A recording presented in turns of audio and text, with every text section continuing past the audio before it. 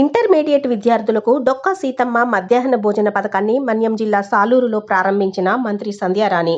మధ్యాహ్న భోజనం పేద విద్యార్థులకు చాలా ఉపయోగకరమని, రాష్ట్రంలో గత 5 ఏళ్ల అస్తవ్యస్త పాలనలో దెబ్బతిన్న ఇంటర్మీడియట్ విద్యను బలోపేతం చేసేందుకు విద్య, ఐటీ శాఖల మంత్రి నారా లోకేష్ నిర్మాణాత్మక చర్యలకు శ్రీకారం చుట్టారని, ఇందులో భాగంగా ప్రభుత్వ కళాశాలల్లో విద్యార్థుల హాజరు శాతం, ఫలితాల మెరుగుదలకు పలు చర్యలు చేపట్టారని, ఇందులో భాగంగా రాష్ట్ర వ్యాప్తంగా 475 ప్రభుత్వ జూనియర్ కళాశాలల్లో విద్యనభ్యసిస్తున్న 148,419 మంది ఇంటర్మీడియట్ విద్యార్థులకు డొక్కా సీతమ్మ మధ్యాహ్న భోజన పథకాన్ని అమలు చేయాలని నిర్ణయించామని తెలిపారు.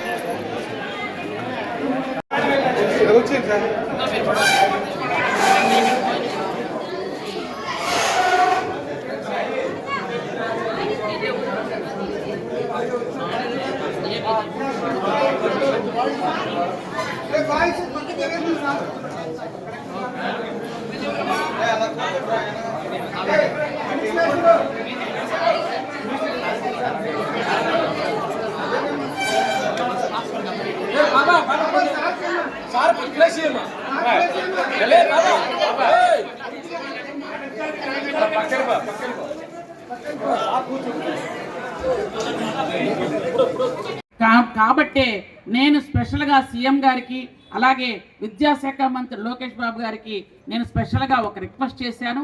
సాలూరులో ఒక బాలికల జూనియర్ కాలేజ్ కావాలి అన్నాము. అది శాంక్షన్ అవుతుంది. మనకి మీకు అందరికీ తెలుసు, ఆల్రెడీ మనకి గర్ల్స్ హై స్కూల్ ఉంది, అక్కడే జూనియర్ కాలేజ్ కూడా ఏర్పాటు చేస్తున్నాం. వచ్చే సంవత్సరం నుంచి అది మీకు అందుబాటులో ఉంటుందని మరొకసారి మీ అందరికి కూడా నేను తెలియజేస్తున్నాను. వెనుకబడిన ప్రాంతం వెళ్ళి మా వాళ్ళు వైజాగ్ అక్కడికి ఇక్కడికి వెళ్ళి ఆ కాలేజీ ఈ కాలేజీలో చదవలేరు, ఇక్కడే చదువుకోవాలి. మీకు అందరికి కూడా ఇందాక కలెక్టర్ గారు చెప్పారు, నేను జూనియర్ కాలేజీలో చదువుకున్నాను, గవర్నమెంట్ జూనియర్ కాలేజ్ అని. నేను చిన్నప్పటి నుంచి డిగ్రీ దాకా అంతా గవర్నమెంట్ కాలేజీలోనే చదువుకున్నాను. మక్కువ జూనియర్ కాలేజీలో చదువుకున్నాను, నేను మక్కువ హై స్కూల్లో చదువుకున్నాను. అంటే అప్పుడు డిగ్రీ ఎక్కడెక్కడ లేదు కాబట్టి విజయనగరం వెళ్ళాం. కాబట్టి ఎక్కడ చదువుకోవడం ప్రాధాన్యత కాదు, ఎంత బాగా చదువుకున్నాం అన్నది ప్రాధాన్యత.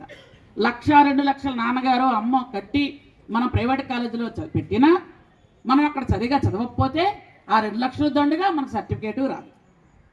అంటే చదవడం అంటే రుద్ది చేపకు పొలుసు తీసినట్టు వద్దడం కాదు. చదువు అంటే కష్టపడి కాదు, ఇష్టపడి చదవాలి ఎప్పుడైనా, అప్పుడే మార్క్స్ చక్కగా వస్తాయి. కాబట్టి ఎందుకంటే ఇంటర్మీడియట్లో ఎందుకు అంత రుద్దిస్తారు అని అంటే, ఈ వయసులో కొంచెం వ్యాపకాలు ఎక్కువ ఉంటాయి, మనకి కొంచెం